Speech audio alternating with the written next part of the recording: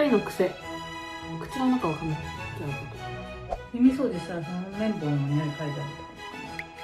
めっちゃカエルかよ。結婚されてますか？してません。私事ではございません。結婚してません。オポジットにした理由。オポジットって日本語で言うと正反対とか向かい合わせみたいな意味合いがあるんですよ。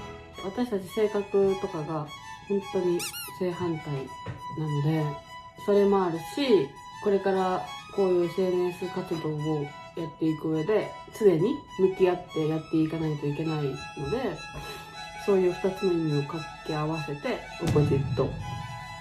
丸はちょっと可愛らしくなるかなっていう意味ですね。質問を出してしまってますんで、どしどしお待ちしております。はい、お願いします。